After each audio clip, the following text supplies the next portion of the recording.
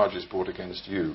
Now that you are in power, you are seeking to prosecute her on corruption charges. You're seeking to charge her sons. You're trying to extradite one of her sons from abroad.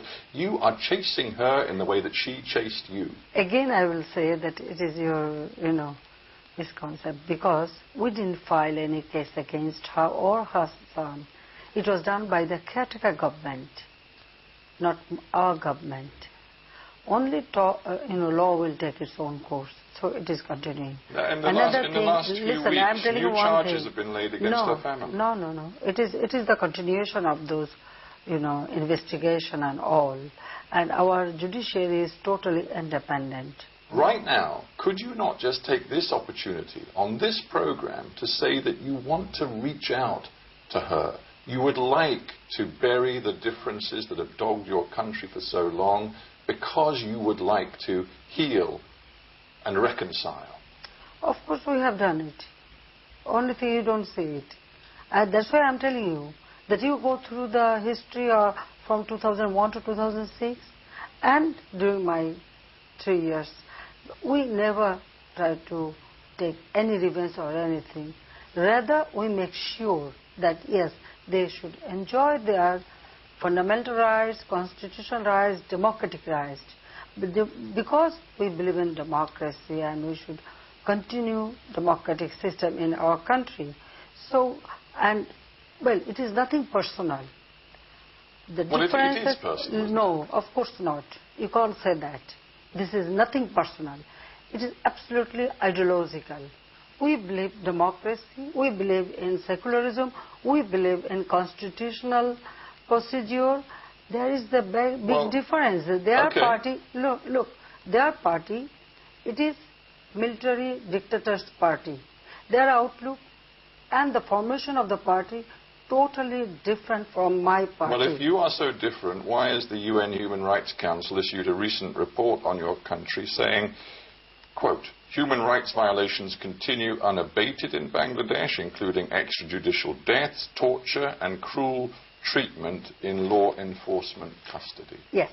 Now the point is, it was during my predecessor. That means... But with the greatest of respect, Prime Minister, you are now in charge and you have been for 3.5 years, and all of the evidence suggests that the abuses are continuing. No, it is not continuing. But once it has been established, and during that time, how many people been killed? We have reduced it. Not only that, we have given training how to keep human rights, or with the help, assistance of UK government or USA government or other.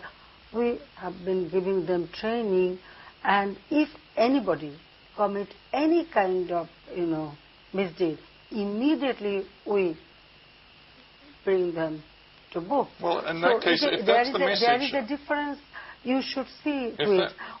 If that is the message, Prime Minister, how come 22 people have disappeared this year alone, including the very significant labour and trade union activist Aminul Islam, who had been detained, he'd been tortured, and he ended up dead? It is not true. May I ask one question? How many people disappeared from London every year?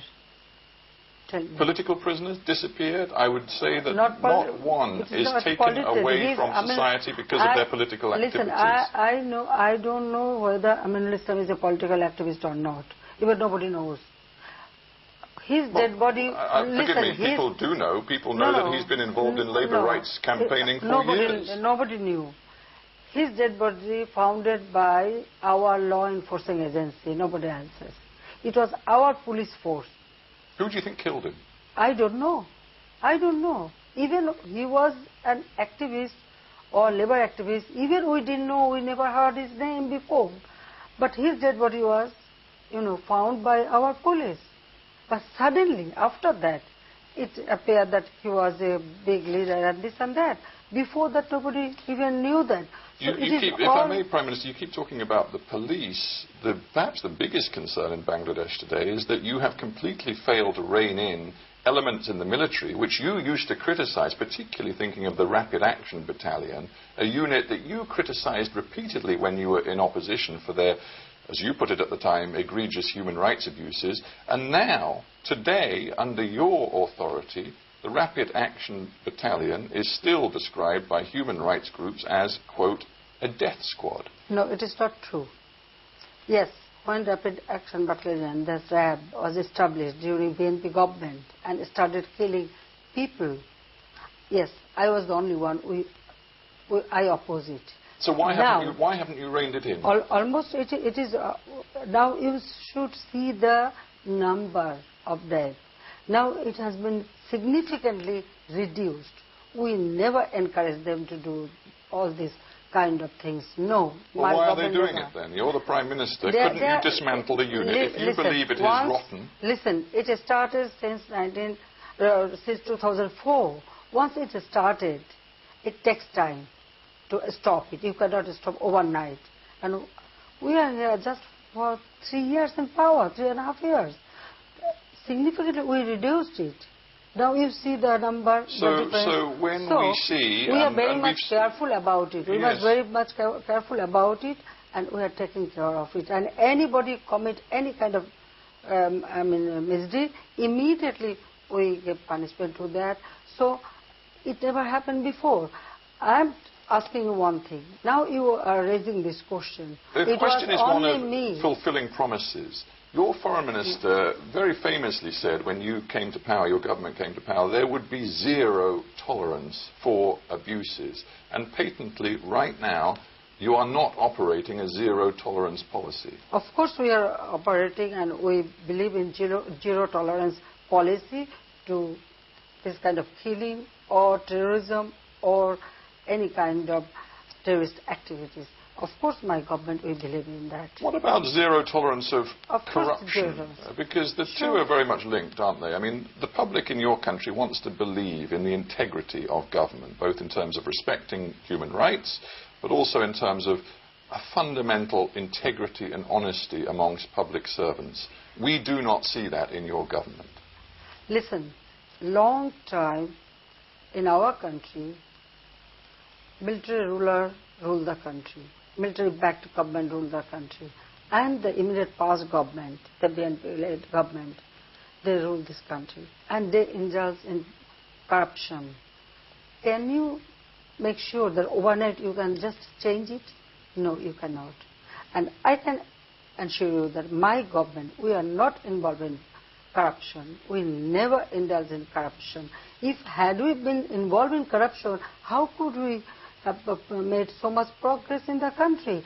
Our GDP, even because of this worldwide recession, we are capable, we are already, keeping our GDP above 6%. We increased our literacy rate. We increased our power generation.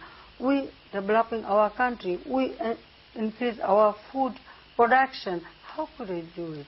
There is no question. Your economy is growing. Your figures on growth are impressive. But the question is who really is benefiting from the money that is coming in from your economic progress? Of course not. I'm doing politics for the sake of the people, not for my benefit. Then, if that's true, Prime Minister, why has the World Bank lost confidence in your government's ability to deliver on clean governance? Let's be clear about what we're talking about. The World Bank wanted to put more than $1 billion of funding into one of the most important infrastructure projects your country has seen for many, many years. That is the key Padma Bridge project. They withdrew the funding because they had alerted your government to corruption in the handing out of contracts. They wanted action. They were not satisfied with the actions that you have taken.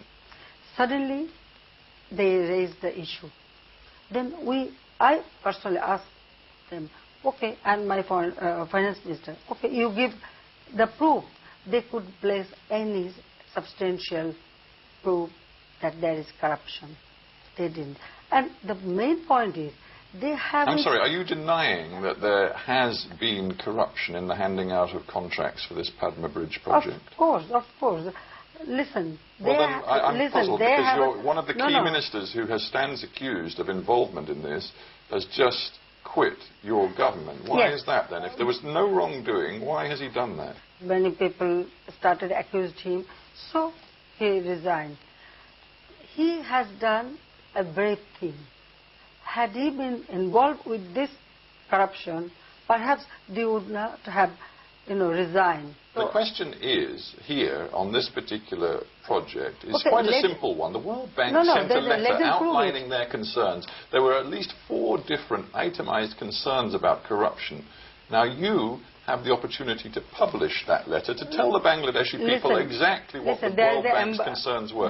You've consistently refused to do that. Why will you not publish that letter? You cannot do that because there is an embargo. No, the World Bank have said they're quite happy for you to do it. No, it is not true. Well, it is true. They cannot do it. We've checked with them. They say you have the right, if you want to publish. They should publish. No, they say they cannot publish, but Why you not? can. Why not? Because that's the way the World Bank relationship with individual states works. You have the right to do it, they do not. The letter doesn't mean anything. They should have proved with it. They couldn't supply any substantial proof with that letter. Just a letter cannot, prove that, yes, there is corruption. Time and again, we asked it. The opposition says that letter points a finger at you and other senior figures in your government. Is that true? You can point anybody, and opposition can do it. It is opposition job. My point is, our Anti-Corruption Commission, already they are investigating it. And they asked World Bank to send all the documents, paper, and they denied to send it. Now my question is, why they deny? If they have substantial proof, why they deny to supply all the papers or documents they have? They are not supplying. I personally wanted. At first they placed 2 letters to me, and that was not my government or not my minister. It's the previous government. I pointed out that this is not my government or my minister. So you give me the proof. Twice they did it, they couldn't prove. So, unnecessary, you cannot just accuse one without substantial proof. All right. That is important. Prime Minister, let me put it this way. It seems a shame for the Bangladeshi people, many of them living in dire poverty, that your relationship with the World Bank has soured so badly. It also seems a shame for the Bangladeshi people that your relationship with one of the most respected business leaders in your country, the Nobel laureate Muhammad Yunus, has also soured so badly. Why did you call him a bloodsucker of the poor? You go to Bangladesh, you see in your eyes, then you will see. But I didn't mention his name. But how could you say that he did it? Did I mention his name? I didn't. But I said someone. But why it occurred in your mind... Sorry, let's be clear about this. Are you now denying that you see Muhammad Yunus as a bloodsucker of the poor? No, I am putting a question. So you do see it? I am putting a question to you that why it occurred in your mind that it is he. Why? No, I think you're misunderstanding me. I've been reading the Bangladeshi press. Everybody, it seems, in the Bangladeshi media believes that you referred directly to Mr. Yunus when you used this phrase, a bloodsucker of the poor. If you want to retract it, or if you want to tell me that you didn't mean him, then that's fine. Did you mean him or not? Listen, I'm telling you one thing.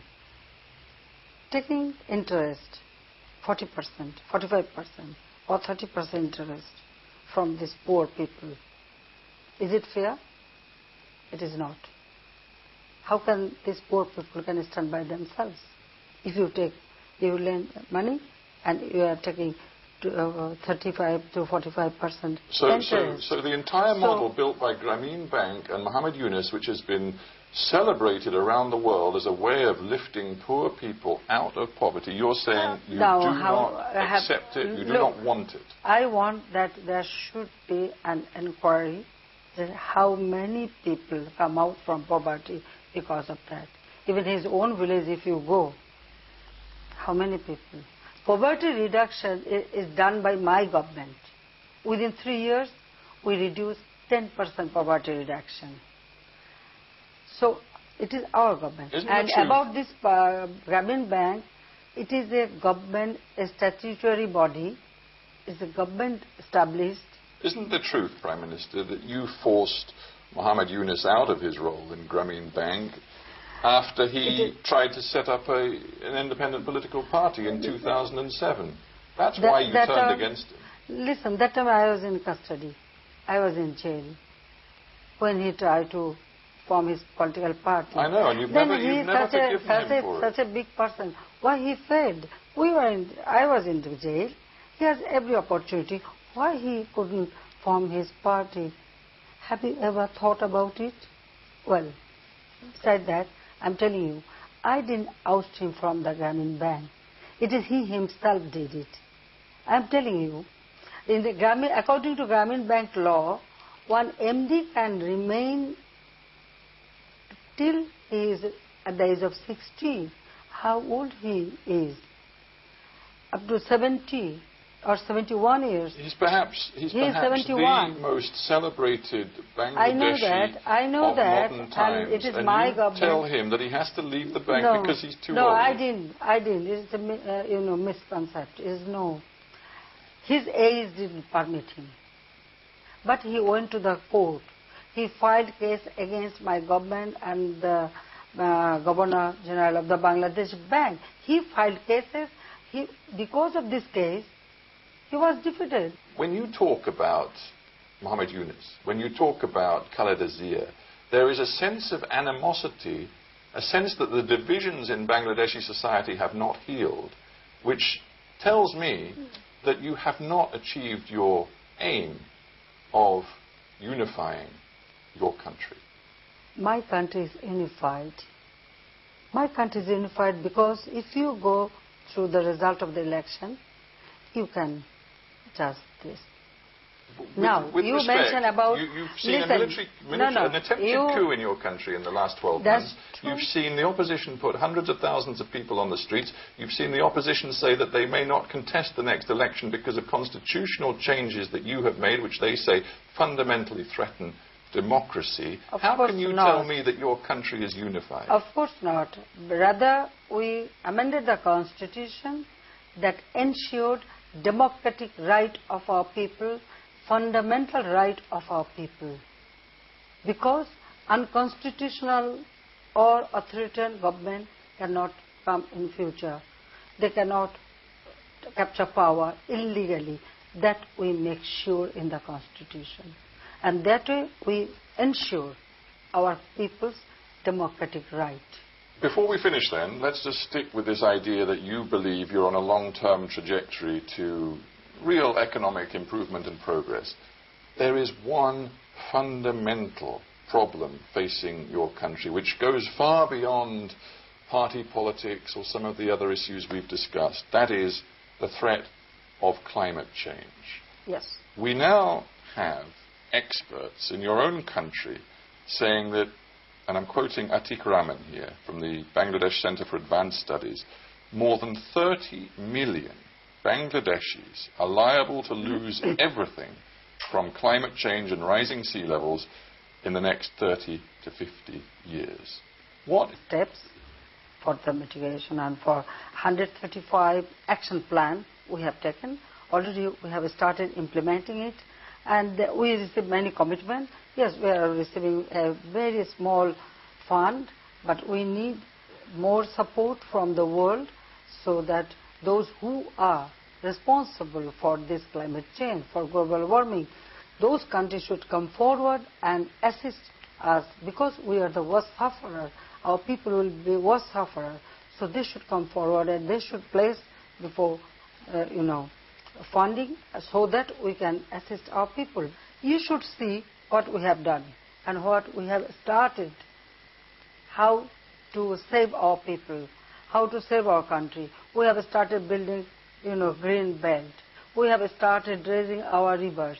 We have started building cyclone shelter, flood shelter for our people.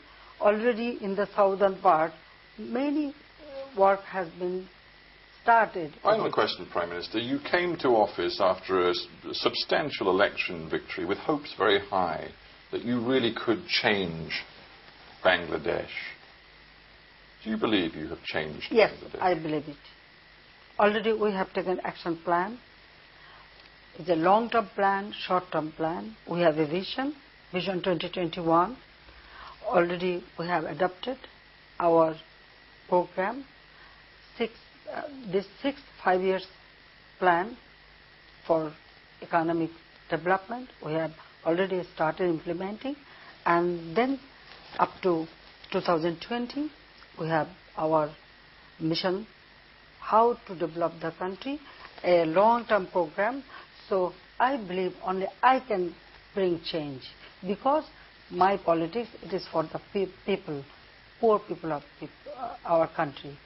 I do politics to not only bring change to our people's life, also I want to make sure that our people should get their basic needs, fundamental rights. So that way we are working, and I believe that yes, only I can do it. My party. Interesting you say that. You've just actually prompted another question in my mind. Only I can do it, you say.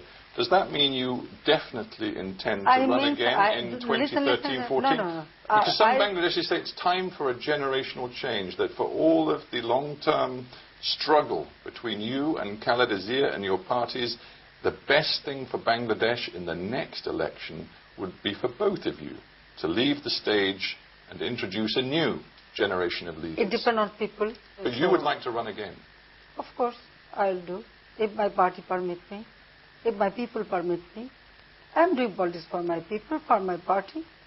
So if my party, I means it is not I, it is my party, our party. Yes, I should have used the word our. I know that. Prime Minister Sheikh Hasina, thank you very much for being on Hard Talk. Thank you. Thank you very much indeed.